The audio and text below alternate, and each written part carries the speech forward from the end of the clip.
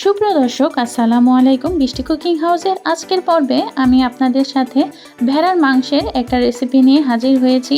আশা করি আমার আজকের এই মজাদার ভেড়ার মাংসের রেসিপিটি আপনাদের কাছে ভালো লাগবে।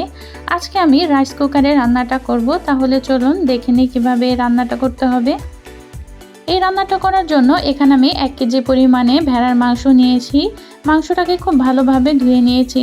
এবার রাইস কুকারের মধ্যে আমি পরিমাণ মতো দিয়ে দিলাম সয়াবিন তেল। তেলটা যখন গরম হয়ে আসবে তখন এখানে দিয়ে দিতে হবে গরম মশলা। এখানে আমি 5টা এলাচ, 3 টুকরো দারচিনি, 4টা তেজপাতা এবং 2-3টা লং দিয়ে দিয়েছি। এবার দিয়ে দিলাম হাফ কাপের মতো পেঁয়াজ কুচি, আর দিয়ে দিয়েছি 4-5টার মতো কাঁচামরিচ। এবার ভালোভাবে সবগুলোকে নেড়েচেড়ে একটু ভেজে নিতে হবে। 2 মিনিটের মতো ভাজার পর এখানে সামান্য পরিমাণে পানি দিয়ে দিলাম, যেহেতু এখানে শুকনো উপকরণ দিব যাতে পুড়ে না যায় সে কারণে। এবার দিয়ে দিলাম স্বাদ মতো লবণ, আর দিয়ে দিতে হবে 2 চা চামচ হলুদের গুঁড়া ও 1 চা চামচ মরিচের গুঁড়া, আর দিয়ে দিতে হবে 1 টেবিল চামচের মতো আদা ও রসুনের পেস্ট। এখানে আদা ও রসুন একসাথে আছে। এবার যে মশলাটা ব্যবহার করেছি সেটার কথা একটু পরে বলছি। দিয়ে দিলাম জিরার গুঁড়া। এখন সবগুলো মশলা খুব ভালোভাবে কষিয়ে নিতে হবে।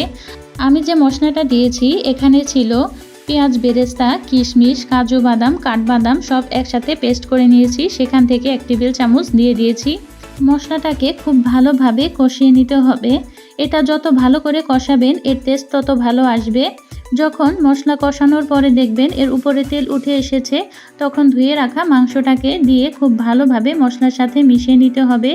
মশলার সাথে ভালোভাবে মেশানো হয়ে গেলে এটা আমরা ঢাকনা দিয়ে রান্না করব 10 থেকে 15 মিনিটের মতো।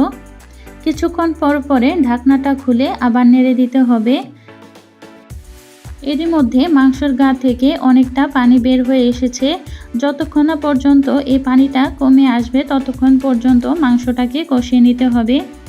দেখুন মাংসের গা থেকে যে পানিটা উঠেছিল অনেকটাই পানিটা টেনে এসেছে। এখন এ পর্যায়ে দিয়ে দিতে হবে কিশমিশ। এখানে আমি কতগুলো কিশমিশ দিয়ে দিচ্ছি, আর দিয়ে দিব 4টা কাঁচামরিচ ফ্লেভারের জন্য।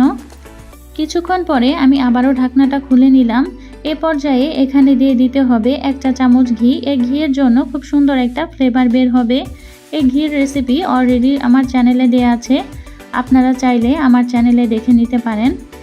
এবার ঘিটাকে ভালোভাবে একটু মিশিয়ে দিচ্ছি। এখানে কিন্তু আমি এক্সট্রা কোনো পানি দিইনি, মাংস থেকে যে পানিটা উঠেছিল সে পানি দিয়েই মাংসটাকে খুব ভালোভাবে সিদ্ধ করে নিয়েছি। এবার আবারও ঢাকনাটা দিয়ে দিলাম। আরও 5 মিনিট পরে আমি ঢাকনাটা খুলে উপরে ভেজে রাখা জিরার গুঁড়া দিয়ে দিলাম। এতে খুব সুন্দর একটা ফ্লেভার বের হবে। আশা করি আমার আজকের এই মজাদার ভেড়ার মাংসের রেসিপিটি আপনাদের কাছে ভালো লেগেছে। ভালো লাগলে অবশ্যই আপনারা বাসায় ট্রাই করবেন এবং আপনাদের ভেড়ার মাংসটা কেমন হয়েছে সেটা জানিয়ে অবশ্যই আমাদের কমেন্ট করবেন। আজ তাহলে এ পর্যন্তই। সকলেই ভালো থাকবেন, সুস্থ থাকবেন। আল্লাহ হাফেজ।